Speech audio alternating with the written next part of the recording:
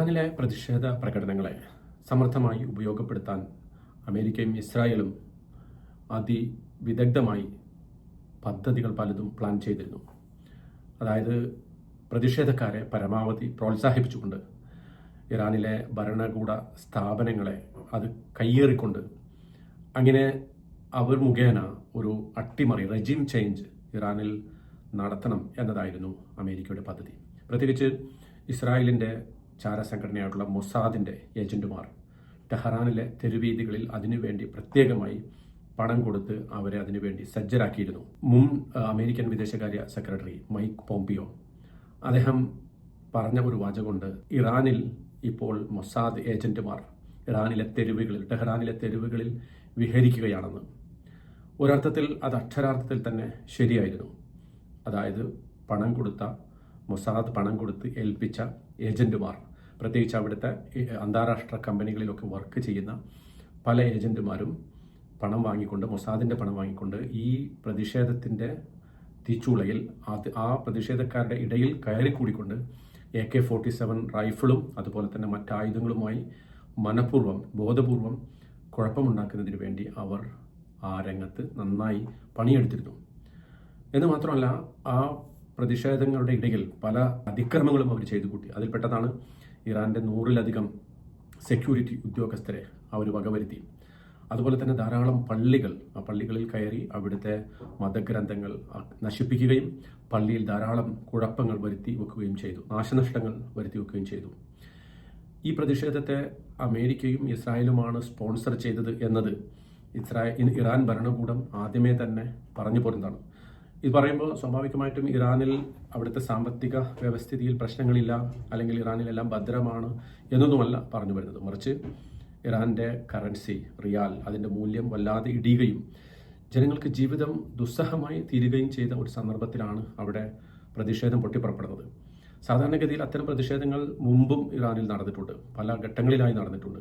അപ്പോഴൊക്കെ പ്രതിഷേധക്കാർ ആവശ്യപ്പെടുന്നത് രാജ്യത്തിൻ്റെ ഭരണകൂടം ഈ വിഷയത്തിൽ കൃത്യമായൊരു നിലപാടെടുക്കുകയും തങ്ങളുടെ ജീവിത നിലവാരം മെച്ചപ്പെടുത്തുന്നതിന് വേണ്ടിയിട്ടുള്ള പദ്ധതികൾ ആവിഷ്കരിച്ച് നടപ്പിലാക്കുകയും ചെയ്യണം എന്നതായിരുന്നു അവരുടെ ആവശ്യം. പക്ഷേ ഇത്തവണത്തെ പ്രതിഷേധത്തിൻ്റെ പ്രത്യേകത അത് വളരെ മുൻകൂട്ടി ആസൂത്രണം ചെയ്തതാണ് എന്നുള്ളതാണ്. ചില റിപ്പോർട്ടുകൾ നമുക്ക് വായിക്കുന്നത് ശരിയാണെങ്കിൽ ഈ കറൻസിയുടെ വാല്യൂ ഇടിച്ചത് തന്നെ, ആ കറൻസിയുടെ വാല്യൂ ഇടിയാൻ കാരണമായത് തന്നെ അമേരിക്കയുടെയും ഇസ്രായേലിൻ്റെയും നിഗൂഢമായ ഒരു പദ്ധതിയായിരുന്നു എന്നതാണ്. നോക്കൂ, കഴിഞ്ഞ 4 ദശകത്തോളമായി 1979 ഇസ്ലാമിക വിപ്ലവത്തിന് ശേഷം അമേരിക്കയും അതുപോലെ തന്നെ മറ്റു വൻശക്തികളിൽ പലരും ചേർന്നുകൊണ്ട് ഇറാനെതിരെ ഒരു ശക്തമായ സാമ്പത്തിക ഉപരോധം നടപ്പാക്കിക്കൊണ്ടിരിക്കുന്നു. ആ ഉപരോധത്തിൻ്റെ ഫലമായി അവിടുത്തെ എണ്ണയോ അതുപോലെ തന്നെ പ്രകൃതിവാതകം, നമുക്കറിയാം ലോകത്ത് റഷ്യയും അതുപോലെ തന്നെ ഖത്തറും കഴിഞ്ഞാൽ 3-ാം സ്ഥാനത്ത്, അല്ലെങ്കിൽ 2-ാം സ്ഥാനത്ത്, റഷ്യ കഴിഞ്ഞാൽ 2-ാം സ്ഥാനത്ത് ലോകത്തെ ഏറ്റവും വലിയ പ്രകൃതിവാതകത്തിൻ്റെ തനി ശേഖരമുള്ളത്, നോൺ അസോസിയേറ്റഡ് ഗ്യാസ് ഫീൽഡ് എന്നാണ് പറയുക, അതുള്ളത് ഇറാനിലാണ്.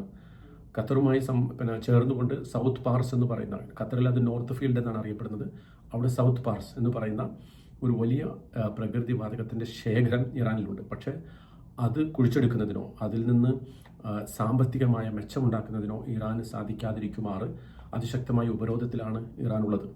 അതാണ് അവിടുത്തെ സാമ്പത്തിക പ്രശ്നങ്ങളുടെ അടിസ്ഥാന കാരണം. അതുപോലെ തന്നെ ഗവൺമെൻറ്റിൽ എല്ലാ രാജ്യങ്ങളിലും ഉള്ളതുപോലെ അഴിമതിയുടെ പ്രശ്നമുണ്ട്. ഗവൺമെൻറ്റിൽ തന്നെ ചിലർ വൈകാരികമായി, പ്രത്യേകിച്ച് പുറം പ്രശ്നങ്ങളില്ല, മറ്റു രാജ്യങ്ങളുടെ പ്രശ്നങ്ങളിൽ ഇടപെടുന്ന വിഷയങ്ങളുണ്ട്. ഉദാഹരണത്തിന് ബഷാർ അൽ അസദിനെ താങ്ങി നിർത്തുന്നതിന് ധാരാളമായിട്ട് പണം റഷ്യയുമായി ചേർന്നുകൊണ്ട് ഇറാൻ ഭരണകൂടം ഒഴുക്കിയിരുന്നു. ഇതെല്ലാം കൂടിച്ചേർന്നപ്പോഴാണ് അവിടുത്തെ സാമ്പത്തിക പ്രശ്നം ഇത്ര രൂക്ഷമായത്. ജനങ്ങളുടെ ആവശ്യം തങ്ങൾക്ക് ജീവിത നിലവാരം മെച്ചപ്പെടുത്തണം, തങ്ങൾക്ക് വേണ്ട അവശ്യ വസ്തുക്കൾ വില കുറച്ച് കിട്ടണം എന്നതൊക്കെയാണ്. ഈ ഒരു പ്രതിഷേധത്തിന് ന്യായമായ കാരണങ്ങളുണ്ടായിരുന്നു. പക്ഷേ ആ ന്യായമായ കാരണങ്ങളുള്ള പ്രതിഷേധത്തെ തങ്ങൾക്കനുകൂലമായി ഒരു ഭരണകൂടത്തിനെ അട്ടിമറിക്കാനുള്ള ഒരു പദ്ധതിയുമായി കൊണ്ടാണ് ഇസ്രായേലും അമേരിക്കയും രംഗത്ത് വന്നത്.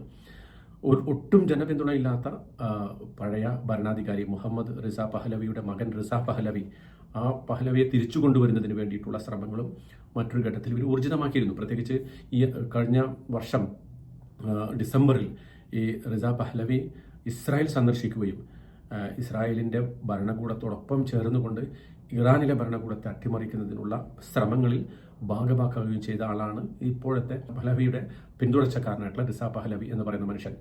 അദ്ദേഹത്തിനാകട്ടെ യാതൊരു ഭരണപരിചയമോ അല്ലെങ്കിൽ ഇറാനിലെ ജനങ്ങളുടെ ഒരു പിന്തുണയോ ഇല്ലാത്ത അദ്ദേഹവുമായി ചേർന്നുകൊണ്ടാണ്, അദ്ദേഹത്തെ സ്ഥാപിക്കുന്നതിന് വേണ്ടിയിട്ടാണ് ഈ പരിപാടികളൊക്കെ മൊസാദും CIA ചേർന്ന് ആസൂത്രണം ചെയ്യുന്നത്.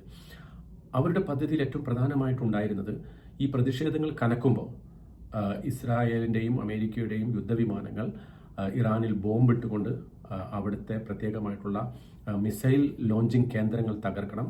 അതുപോലെ തന്നെ പറ്റുമെങ്കിൽ വെനിസുലയിൽ ചെയ്തതുപോലെ ഇറാൻ്റെ ഭരണകൂടത്തിലെ പ്രമുഖരെ തട്ടിക്കൊണ്ടു പോകണം എന്നതൊക്കെയായിരുന്നു പ്ലാൻ ചെയ്തിരുന്നത്. പക്ഷേ ഈ സംഭവങ്ങളെ അന്തിമമായി ഈ പ്രതിഷേധത്തെ വളരെ വിശാലമായി അവർക്ക് ഉപയോഗപ്പെടുത്താൻ കഴിഞ്ഞില്ല എന്നുള്ളതാണ് ആ പദ്ധതി പരാജയപ്പെട്ടതിൻ്റെ ഏറ്റവും അടിസ്ഥാനപരമായ കാരണം.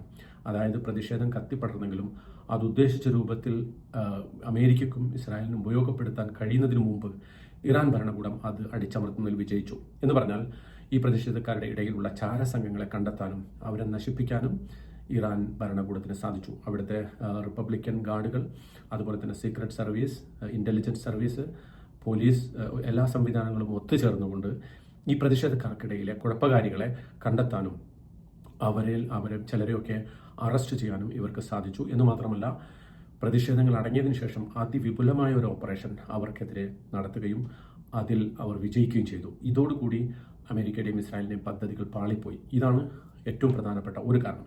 രണ്ടാമതൊരു കാരണം, ഇറാനെ ആക്രമിക്കാനുള്ള കൃത്യമായൊരു പച്ചക്കൊടി പെൻഡഗണിൽ നിന്ന് പ്രസിഡന്റ് ട്രംപിന് ലഭിച്ചില്ല എന്നുള്ളതാണ്. അതായത് വെനിസുലയിൽ നടത്തിയതുപോലുള്ള ഒരു ഓപ്പറേഷൻ ഇറാനിൽ സാധ്യമല്ല.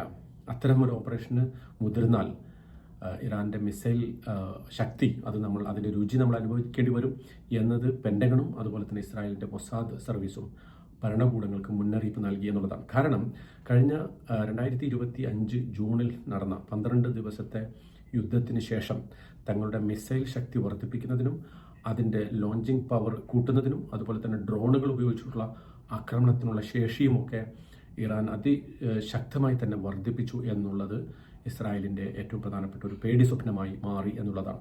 അതുകൊണ്ട് തന്നെ ഈ ഓപ്പറേഷൻ അഥവാ നടത്തിയാൽ, ഏതെങ്കിലും തരത്തിലുള്ള ഒരു ആക്രമണം ഇറാനെതിരെ നടത്തിയാൽ അതിൻ്റെ തിരിച്ചടി അതിഗുരുതരമായിരിക്കും എന്നത് പെൻഡഗണും അതുപോലെ തന്നെ മൊസാദും മനസ്സിലാക്കി എന്നുള്ളതാണ് അവസാന നിമിഷം ഈ ഒരു ആക്രമണത്തെ അമേരിക്ക ഉപേക്ഷിക്കാൻ കാരണം. പക്ഷേ ഈ പറഞ്ഞതിൻ്റെ അർത്ഥം പൂർണ്ണമായും ഇറാനെതിരെയുള്ള നീക്കങ്ങൾ അമേരിക്കയും ഇസ്രായേലും ഉപേക്ഷിച്ചു എന്നല്ല. ഇപ്പോൾ തന്നെ സൗത്ത് ചൈന സീയിൽ നിന്ന് മിഡിൽ ഈസ്റ്റിലേക്ക് അമേരിക്കയുടെ യുദ്ധക്കപ്പലായിട്ടുള്ള USS അബ്രഹാം ലിങ്കൺ നീങ്ങിക്കൊണ്ടിരിക്കുന്നു എന്ന വാർത്തകൾ വരുന്നുണ്ട്. അതുപോലെ തന്നെ നേരത്തെ തന്നെയുള്ള പദ്ധതികളുമായിട്ട് ഇപ്പോഴും അമേരിക്ക മുന്നോട്ട് പോയിക്കൊണ്ടിരിക്കുക തന്നെയാണ്.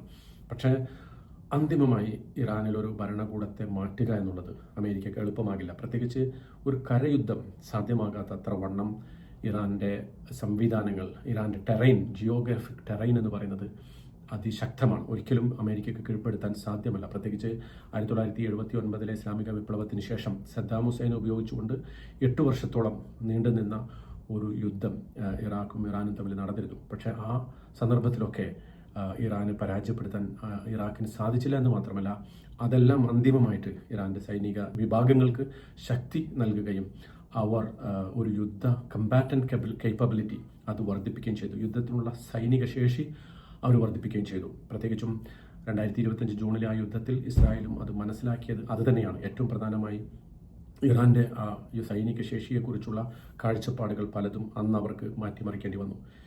ഇപ്പോൾ നെതന്യാഹു നിരന്തരമായിക്കൊണ്ട് ട്രംപിനെ പ്രേരിപ്പിച്ചുകൊണ്ടിരിക്കുന്നുണ്ട്. ഇറാനെ അടിക്കണം, ഇറാനെ ആക്രമിക്കണം, അവിടുത്തെ ഭരണകൂടത്തെ മാറ്റണം, തങ്ങൾക്ക് അനുകൂലമായിട്ടുള്ള ഒരു ഭരണകൂടത്തെ അവിടെ കൊണ്ടുവരണം. കാരണം ഇസ്രായേൽ പിന്തുടരുന്ന ഏറ്റവും പ്രധാനപ്പെട്ട ഒരു പോളിസി എന്ന് പറയുന്നത് സെസേഷനിസ്റ്റ് പോളിസിയാണ്. അതായത് തങ്ങളുടെ അയൽ രാജ്യങ്ങളിലൊക്കെ തന്നെ വ്യത്യസ്തങ്ങളായിട്ടുള്ള വിഭാഗങ്ങളെ സൃഷ്ടിക്കുക, അവിടുത്തെ രാജ്യങ്ങളെയൊക്കെ പരസ്പരം ആഭ്യന്തര സംഘർഷങ്ങളിലും വംശീയ കലാപങ്ങളിലും കുടുക്കിയിടുക എന്നത് ഇസ്രായേലിൻ്റെ ഒരു ശൈലിയാണ്. ആ ശൈലി അവർ ഇവിടെയും ആവർത്തിക്കാൻ വേണ്ടി ശ്രമിക്കുന്നുണ്ട്. ആ ലക്ഷ്യത്തിനു വേണ്ടി അമേരിക്കയെ നിരന്തരം അവർ പ്രേരിപ്പിച്ചുകൊണ്ടിരിക്കുന്നുമുണ്ട്. അതുകൊണ്ട് തന്നെ ഈ ഒരു ആക്രമണ ഭീഷണി, യുദ്ധഭീഷണി മേഖലയിൽ നിന്ന് ഒഴിഞ്ഞു പോയിട്ടില്ല എന്ന് വേണം മനസ്സിലാക്കാൻ. പക്ഷേ ഇറാനോടൊപ്പം ചൈനയും റഷ്യയും ഉറച്ചു നിൽക്കുന്നു. ഏതെങ്കിലും അർത്ഥത്തിൽ ഇറാനിൽ ഇടപെട്ടാൽ തങ്ങളും യുദ്ധത്തിൻ്റെ ഭാഗവാക്കാകും എന്ന് റഷ്യയും ചൈനയും അമേരിക്കയ്ക്ക് മുന്നറിയിപ്പ് നൽകിയിട്ടുണ്ട്. ഇതൊക്കെ തന്നെയാണ് താൽക്കാലികമായിട്ട് ഈ ഒരു യുദ്ധഭീഷണിയെ പിൻവലിക്കാൻ ട്രംപ് നിർബന്ധിതനായത്. പക്ഷേ അത് പൂർണ്ണമായും ഒഴിഞ്ഞുപോയി എന്ന് പറയാറായിട്ടില്ല. വരും ദിവസങ്ങളിൽ, വരും വർഷങ്ങളിലൊക്കെ തന്നെ അതിനുള്ള സാധ്യതയുണ്ട്. ഇനിയും അത്തരം സംഗതികൾ ആവർത്തിച്ചേക്കാം. പക്ഷെ തൽക്കാലം ഈ മേഖലയിലെ യുദ്ധഭീഷണി ഒഴിഞ്ഞുപോയി എന്ന് തന്നെയാണ് നമ്മൾ മനസ്സിലാക്കേണ്ടത്.